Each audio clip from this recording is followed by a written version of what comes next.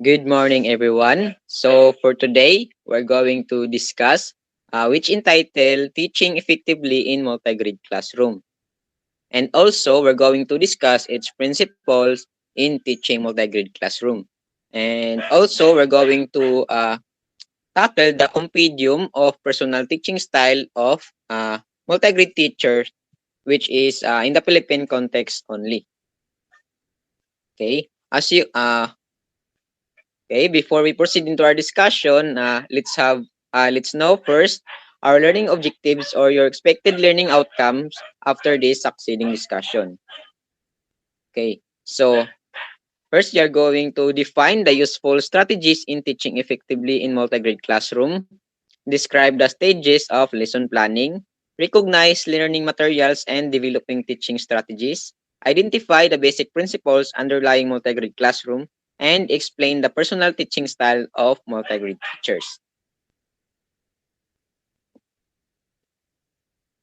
Okay, as you all know, in terms of teaching multigrade classroom, it is referring to a combined students of different ages and abilities in one classroom, which is under the direction of one teacher. And now we're going to talk about the components on how to teach effectively in multigrade classroom. Since every child comes to the school with the potential to learn and with a unique personality and a set of needs and abilities. So this means that as a future teacher, we need to develop and implement teaching strategies that enable us to address the needs of each child based on their age, maturity, interest, capacities, and capabilities. Okay, so and now the follow let's discuss the useful suggestions for this matter. Okay, so in terms of teaching to teach effectively in multi-grade classroom, one of the useful suggestion is group strategically. Okay, so this will encourage students of different backgrounds to include each other in their work. You may then want to group students by age or grade for skill subjects such as reading and writing, arithmetic, and science.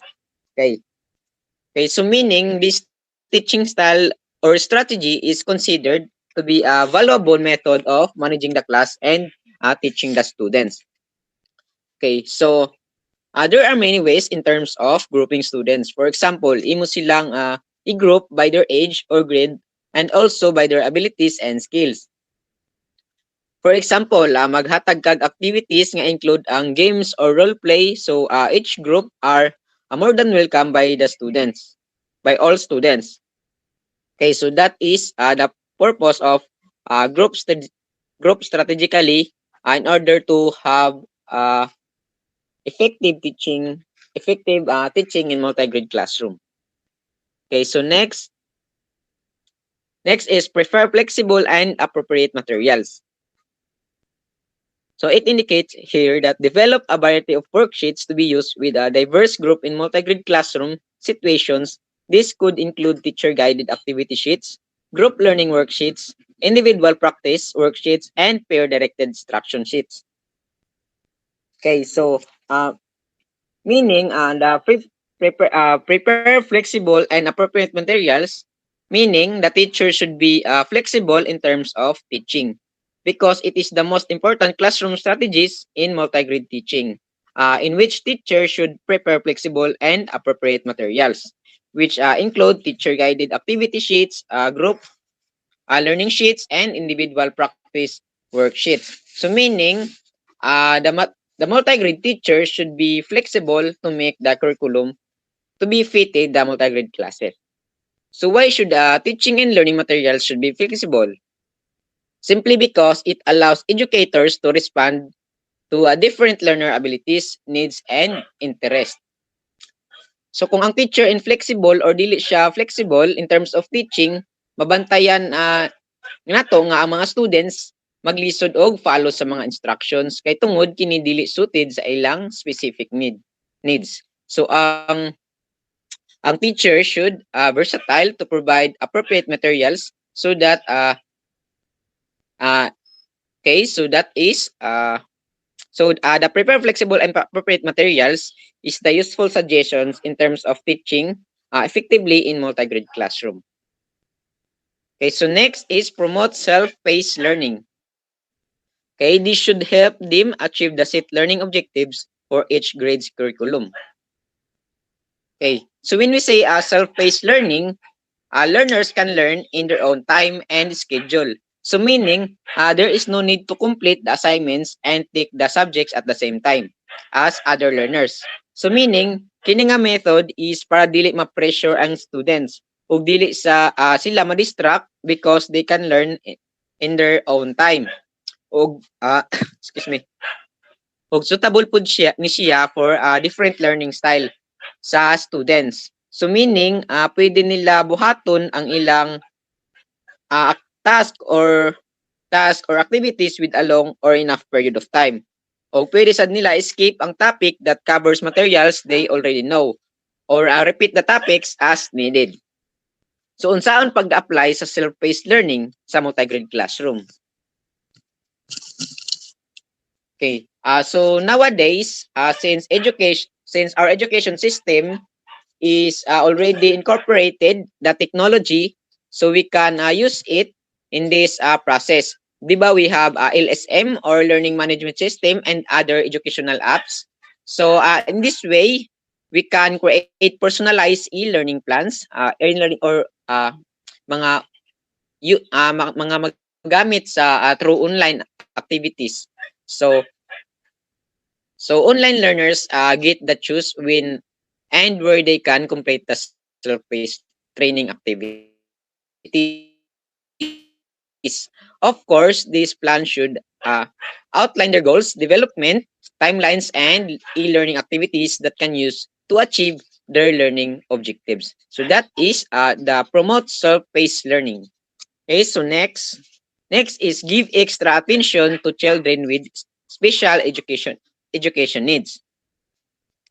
Okay, ensure that the students with disabilities, learning difficulties, and other needs can achieve milestone as others do. Okay, so in order to achieve that goals, you should consider the students that have difficulties in terms of learning. Okay, so what we're going to do? So ang atong buhaton, hatagan natog more attentions ang mga students of course nga naglisod in their learning process. So hatagan nato sila separated worksheets or activity na ilang gikalisdan depending on the nature and degree of their special education as well as just like the other students. Okay, so and now let's move forward to the additional and important components in terms of teaching effectively in multi-grade classroom. Okay, so we have adapting the curriculum and lesson plan. So revisiting and revising and redesigning the national curriculum to suit multi-grade situations according to the number of classes to be combined together is essential for teaching that the required curriculum content in a paced and continuous manner for making it appropriate to the cultural and socio-economic context of your school. Okay, so meaning in this method, you are going to be creative to revisiting and redesigning the curriculum in order to suit multi-grade situations. So ang atong buhaton dre is natay changes na buhaton. So ang atong mga instruction which is natay changes na buhaton sa atong mga instruction. Okay, so which is curriculum based. In order para ang students have equal access to the curriculum. So meaning when we say adaptation of instruction, we are going to teach our students based on their individual needs, which will determine the kind of instructional strategies we will use during the instruction. Okay. So for example, mag-provide ang teacher og different visual aids, more concrete examples, and maghatag og hands-on activities, group students in collaborative activities, and etc. Okay, so of course that are suited to their needs of the students in multi-grade class. Okay, and now let's move forward to the stages of lesson planning. Okay, so let's start first with before. Okay, so activities before the lesson include developing lesson plan itself, deciding on methods of presentation, selecting the text, preparing the materials or worksheets to be used during the lesson, and assigning tasks, if any, to pair tutors. Okay, so diri as a part sa before, na stages of lesson planning, kung unsa or in what way nimo or i-delivered ang content. And also, you're going to prepare the materials and planning. Planning an instruction or strategies to meet the needs of the students. So diri ang nga part magprovide na kag special learning specific specific learning objectives rather, so and also specific learning activities to assist the students understanding. Okay, so and the next step which is during, okay, di anata sa during. Okay, during the lesson you will need to present the core material to all students again and supervise group work and or monitor individual practice session for every students in class. Okay. Okay, in the next step which is during, in this stage you are going to implement all your plan in delivering process. So kung gaay na sa before is nag-prepare ka karon imo na siyang i-implement. So kung unsa man ang imong na-prepare na sa lesson planning, diri ana part is the your delivering process na sa imong content. So diri nimo ma-present ang imong na-prepare na materials or worksheets and activities, and also diri nimo ma-monitor ang ilang progress in learning your content. So diri makita nimo if na-achieve ba nila uh, ang specific goals or objectives of the content. Okay, and next is after. So after the lesson, you may want to evaluate the lesson plan and think remedial methods for weak students, reflecting on how what worked and what didn't go so well, and I will help you improve for future lessons. So diri as after, as what I have said earlier, sa during sa during makita nimo if naabay na learn or nasabtan ba nasabtan ba sa mga students ang content of the lesson. So diri ana part which is after you implement the lesson, so mahuna-unan or ma-realize nimo kung unsa may mga dapat buhaton or napabay dapat i-improve na para mas masabtan sa students. Okay, so example, if you have some students nga naglisod, uh, you can have a remedial class with them, and by that makita nimo kung unsa pay mga dapat i-improve. So these are the stages of lesson planning. Okay, and now let's move forward to the developing strategies in multi-grid classroom. Okay, so in developing teaching strategies depending on the purpose of particular lesson, as a multi-grid teacher, you enjoy the freedom to decide. These approaches can combine with one another depending on the situation inside the classroom. You have the flexibility to experiment with them until you find the most appropriate fit for your students in doing this. You may find the following strategies useful. Okay, so okay, so meaning there are some strategies in order to teach effectively in multi-grade classroom. Okay, as well as okay, in a multi-grade classroom. Okay, so as we all know that the teaching strategies are the most important element in terms of teaching. In terms of teaching strategies, because these strategies will help you to identify on how to teach effectively that the students can learn. And now let's identify what are those strategies. Okay, so we have strategy 1, teach all groups together. So how you're going to teach students in different levels at the same learning environment. Okay, so in this kind of instruction, you are going to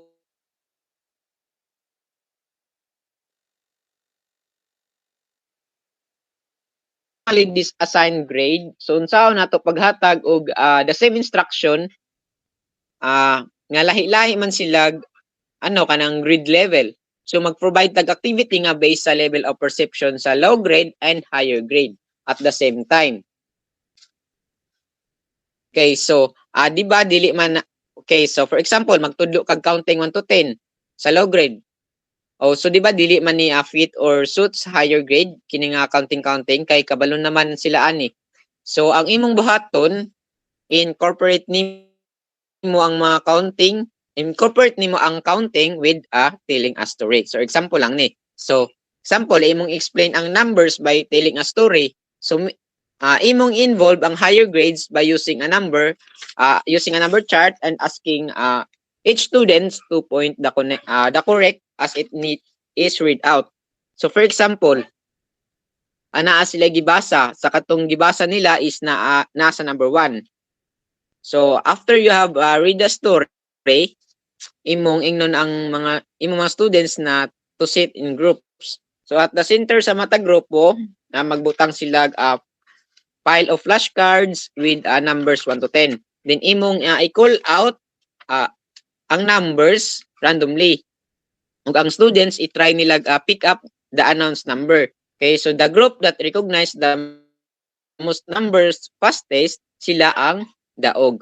O di ba you can have older students work with the younger for the better learning and to build a sense of solidarity in a classroom. Okay, so that is strategy 1. Teach all groups together. Okay, so next is strategy 2. Teach one grade while others work independently. So kini nga strategy na kalahian sa first strategy. Kung kini magtudlo ka sa isa ka grade level while others working independently. So there is separated ang learning by each level. So for example, si teacher naghatag og instruction sa isa ka grade level and pwede sad niya biyaan with their peer tutors. So meaning ang students can practice independently in the workbooks or unsa man ang imong gipahimo sa ila. Then you can move on to work with another grade group. Okay, so sa grade 1 ba to first is mato na sa grade 2.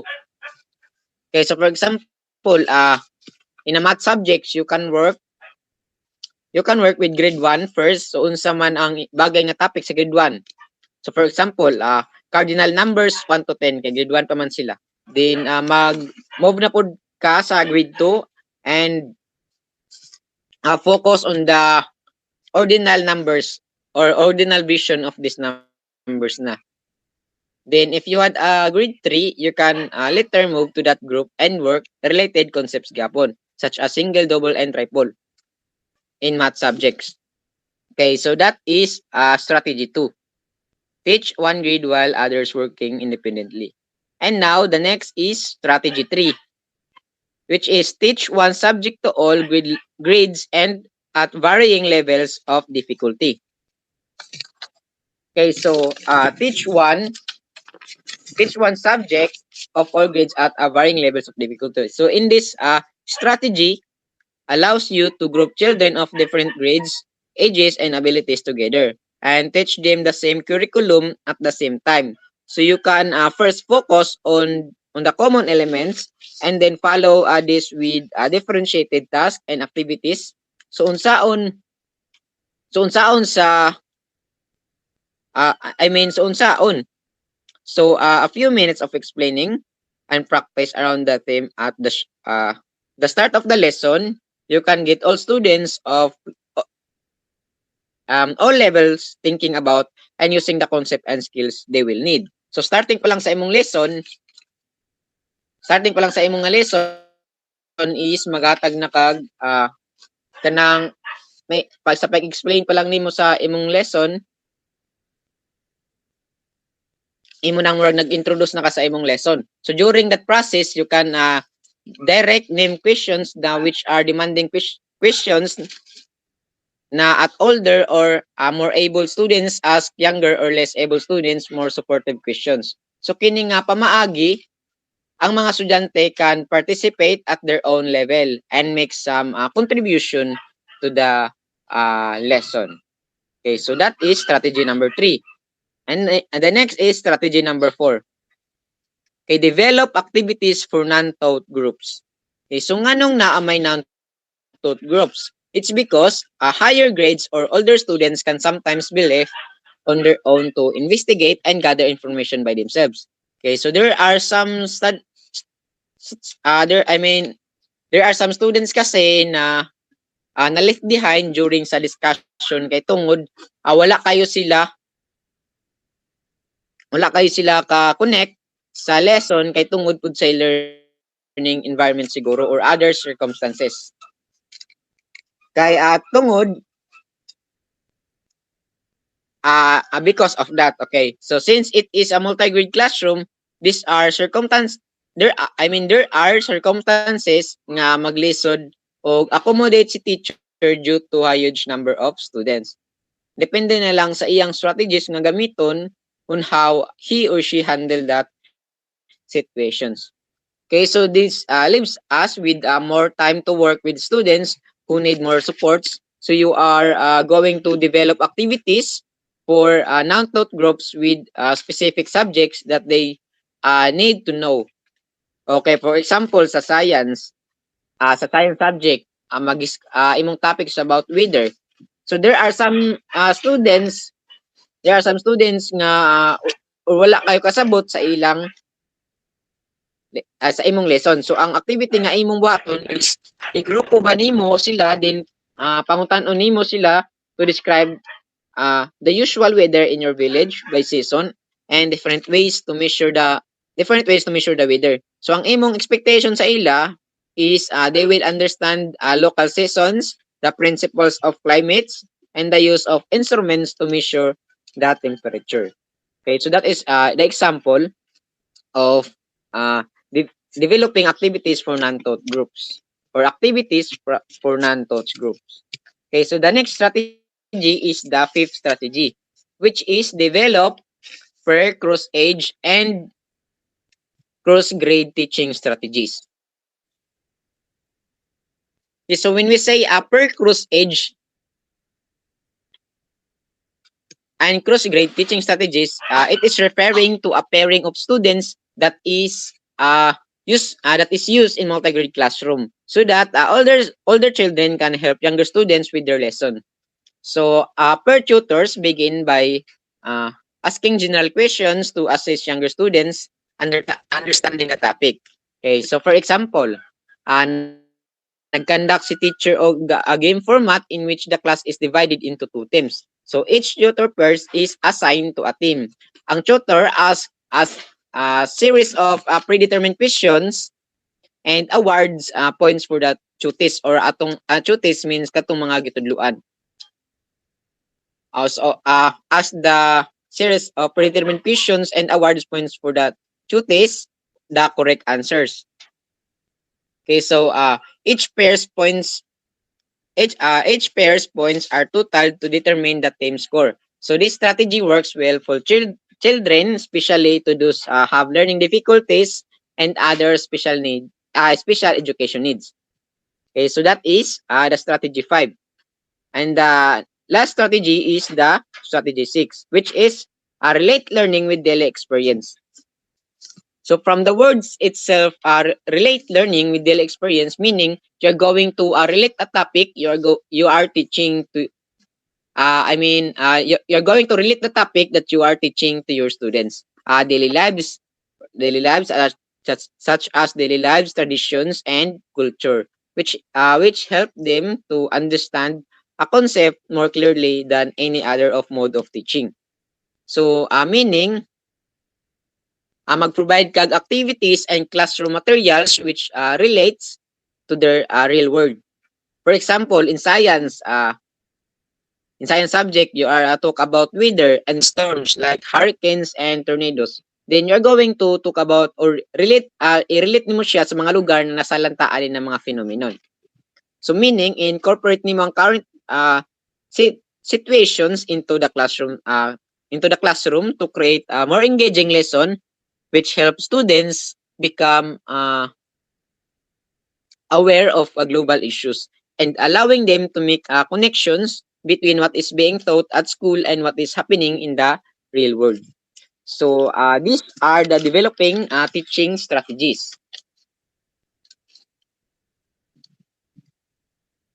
And now let's move forward to the another important components in terms of teaching effectively in multi-grade classroom. Okay, so teaching in your students' mother tongue. So we're encouraged or we're permitted or encouraged by the national education system. And if you can speak the mother tongue of your students, it is very important to begin instruction and promote literacy in their mother tongue. Evidence from around the world shows that the children who gain essential literacy skills in their language of daily use, often by the end of grade 3, can apply the skills they have learned to more easily become literate in your country's national languages and then international languages. So meaning we're encouraged by the national education system to use mother tongue because it is very important to begin instruction and promote literacy in their mother tongue. So what about if si teacher dili kaayo kabalo sa mother tongue sa iyang mga students tungod kay dili siya permanent resident in that particular areas. So ang iyang buhaton mag-adapt siya og strategies such as using teaching assistants from the local community or dividing students into some languages groups. So which is even easier in multi-grade classroom in order to provide a good quality education. And in addition, mother tongue develops a child's personal, social, and cultural identity. And also, it will develop their critical thinking and literacy skills. Because according to the research, it shows that the children learning in mother tongue adapt a better understanding of the curriculum. Okay, so that's why it is important to teach students mother tongue. Okay, next is creating active learning strategies. Okay, so generally, the improvement of students' learning is your central challenge as a multi-grade teacher.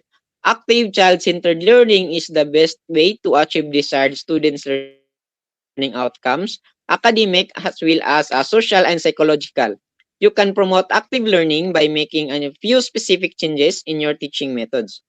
So meaning, sa multi-grade teacher, challenge sa ila ang improvement of their students' learning. So in this part, active child-centered learning is the best way to achieve the desired students' learning outcome.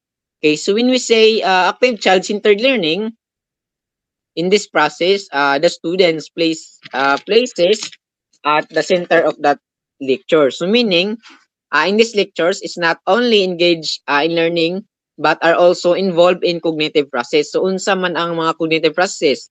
Okay, such as comprehension and evaluation. Okay, so that is example of cognitive processes. So how to promote active learning? Okay, so you can, you can promote active learning by making a few specific changes in your teaching methods. Okay, so unsaon?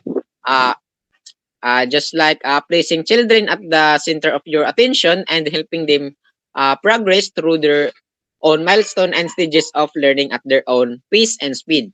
Okay, so meaning you are going to let your students learn in which they are comfortable with, and since it is a child learner centered, it is more focusing the learners and their development on how the students learn. So you should let your students learn and at their own pace and speed without pressuring them. Also, you can promote active learning.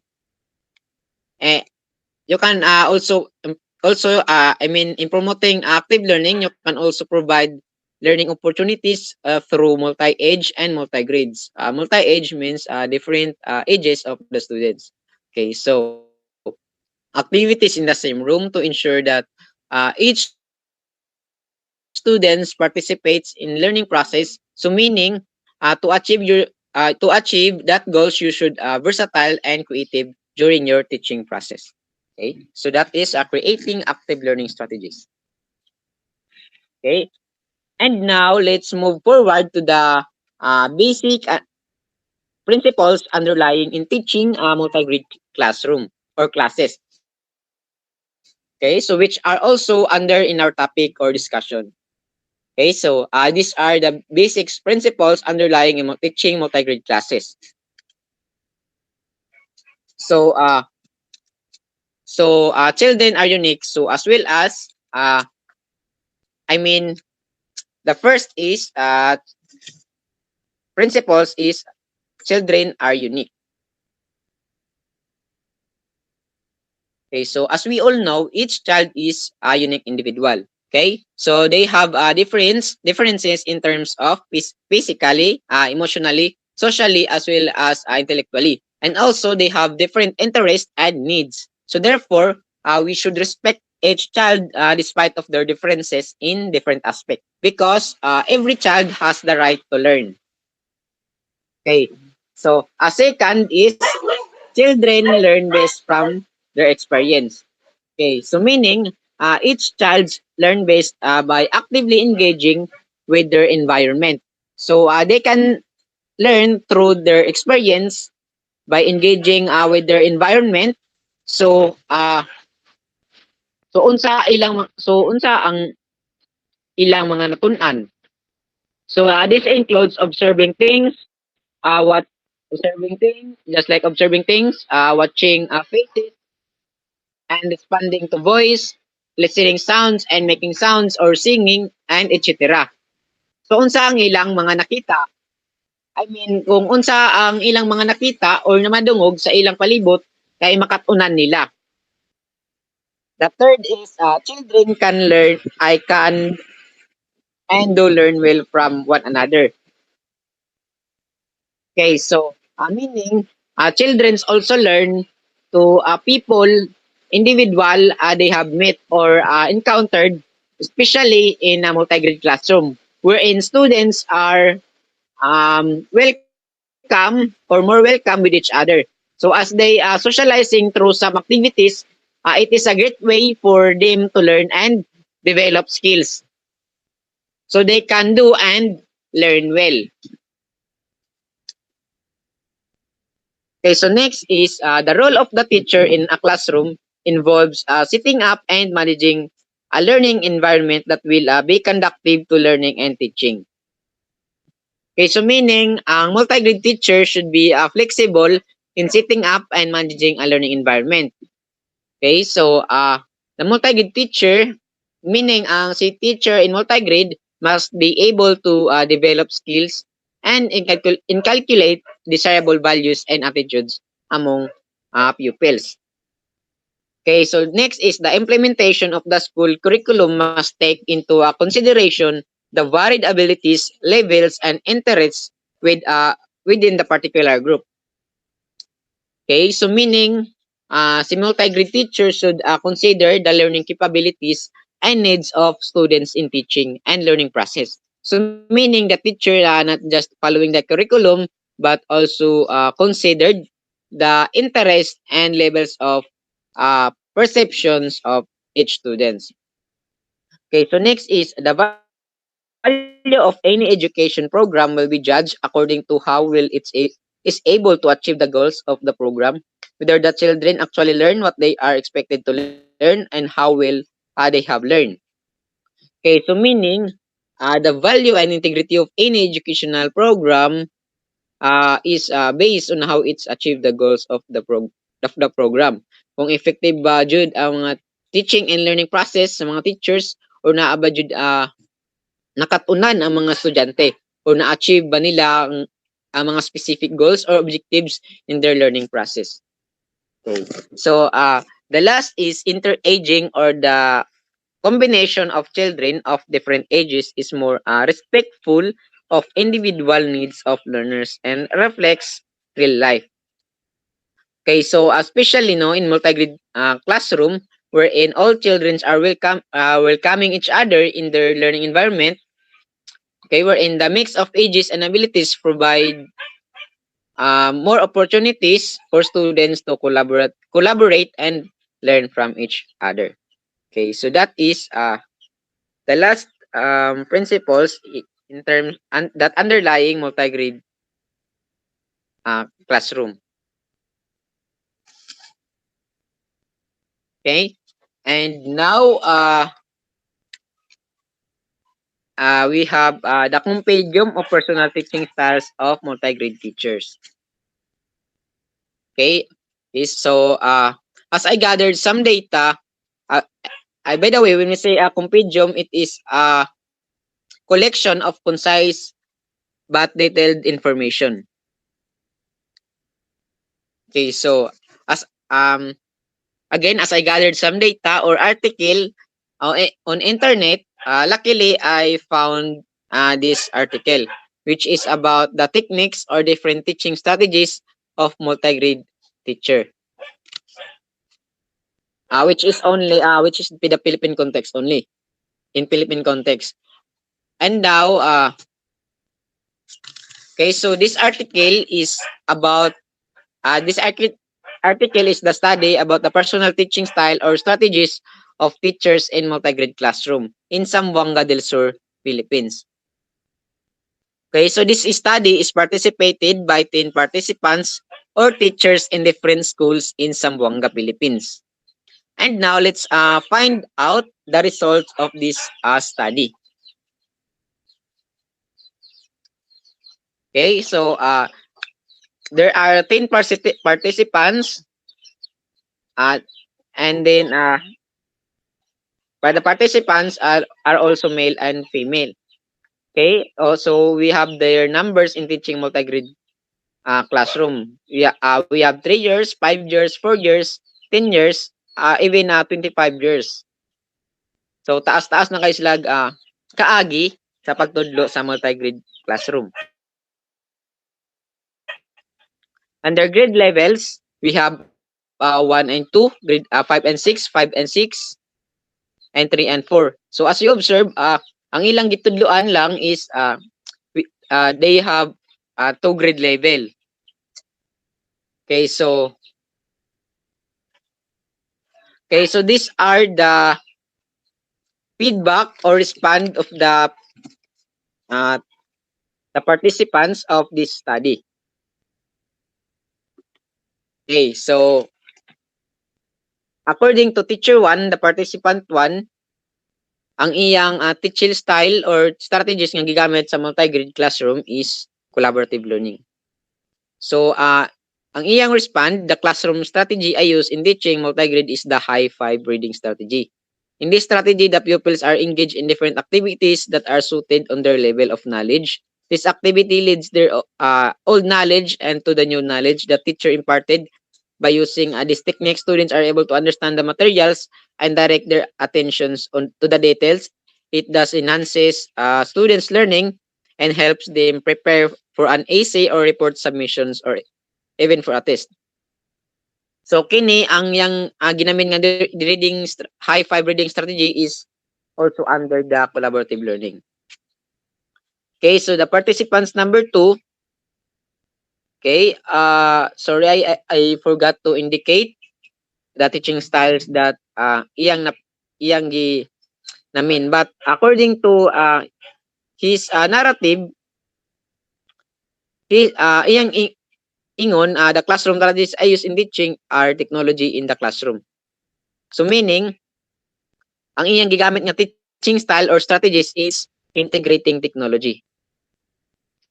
So according sa iya, it is essential nowadays to use digital tools in the classroom because by using such, teachers and students are finding ways to learn more, learn faster, and even learn easier. Technology is also a tool that the teacher uses to convey the lesson or interact with students. Okay, so now since we are in the 21st century and our education system are incorporating or integrating the technology in our educational system. Okay, so the next at the participant 3, ang iyang teaching style or strategies ng gipili is integrating technology in teaching. O same ra kay participants number 2. Okay, although wala niya elaborate kung unsa iyang pamagi sa pagtudlo, but naghatag siya og narrative or description. Ingon niya, as of this time, the Department of Education provides a remedy for the teachers in multigrade schools. We have budgets, the budget of works or BOW to be followed in multigrade teachers. The competency is the same and the subject topics. However, when it comes to activities to be given, they differ depending on the levels of the learners. The materials provided to us help in dealing with our pupils. Okay, so as what I have said gaina, mas sa karon nga panahon is mas preferred na nga i-integrate or the participants number 4 or si teacher number 4. Ang iyang teaching style or strategies is connecting the teaching to real life situations. So okay, according sa iya, I prepare visual aids and teach them practically to true to life experience. It helps pupil to understand how their learning from schools applies in the real world situation. Okay, so meaning ang si teacher is nag-incorporate niya ang mga current situations sa iyang teaching and learning process.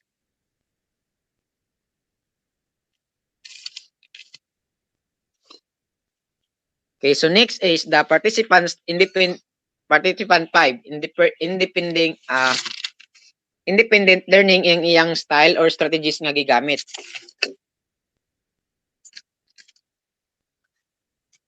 Okay, so according sa iya, to maximize his time in teaching multigrade, those achievers in the class were given tasks that they can perform individually. He said, in an independent study, those pupils who are achievers, they learn independently. Okay, they don't have they don't need more explanation from me. I only give them instructions on what to do, and they are all responsible for the rest. Okay, so kana ang pamaagi ni teacher number 5. Ang iyang teaching style or strategies nga gigamit sa multi-grade classroom is independent learning. And next teacher is si number 6. Okay, so ang iyang style nga gigamit or strategies is using a differentiated instruction. So okay, according sa iya, differentiated teaching, the teacher will conduct the activities in different ways according to the ability and skills of the pupils. So meaning, ang gigamit niya nga strategy or style is a way to demonstrate how educators incorporate strategies in addressing the needs, interest, and learning style of the students. Okay. Okay, so na additional feedback si teacher number 4 og 6. Gi-point out sad nila nga isa sa mga techniques nga ilang gigamit or style in terms of teaching multigrade classroom is ang classroom management. So according ni participant number 4, above all, the most important strategy in teaching multigrade is classroom management. Because if the teacher can control the situation in the classroom, active learning will follow. And according naman kay teacher number 6, or participant number 6, most important of all is classroom management. Because without classroom management, you cannot achieve your goal. Okay, so based sa ilang mga respond, no, that classroom management is the important component, Jude, in terms of teaching. Because ang classroom management represents essential skills and knowledge for teachers to achieve a better learning experience for pupils. Okay, so next is si teacher number 7, which or the participant number 7, ang iyang teaching style nga gigamit or strategies is integrative teaching. Okay, so according sa iya, learning can also be done through integrative teaching where the teacher integrates other subjects in particular lesson of one subject. According to the research participant, here integrative teaching is useful because in this technique, the teacher integrates other subjects in a particular lesson. The pupils then in return can relate in a particular lesson. The pupils then in return can relate because the teacher used localized instructional materials. Okay, so mao daw na iyang pamaagi ang iyang gamit integrative teaching wherein gi-incorporate niya ang other subject into relation of one subjects, gi-integrate daw niya. So kana ang pamaagi ni teacher number 7. Okay, so ang okay, we have and now the according to teacher number 8 or participant number 8, iyang gigamit nga strategies or teaching style is flexibility. Is or ang mas maayo daw ang gamiton in terms of teaching multi-grade classroom, the flexibility of the teacher. So ang although dili siya techniques kung unsaon ah, pag pagtudlo, but this iyang gi-point out nga strategies is ang dapat si teacher is flexible. So according sa iya, the teacher should be flexible. It is the most important classroom strategies in multi-grade teaching because the teacher prepares flexible and appropriate materials. This include teacher guided activity sheets, group learning worksheets, and individual practice worksheets. So meaning, the teacher should flexible in order to achieve the specific goals. Okay, so among the 10 participants, 8 lang ang naghatag og feedback. Actually, these are all facts. Then nagbuhat lang og table, din ako lang gi-gather to ilang mga feedback based ani nga article na akong nakalap. Okay, so these are the compendium or a collection of concise and in detailed information of the teachers kung sa mga teaching and strategy nga ilang gigamit during sa ilang pagtudlo sa multi-grade classroom.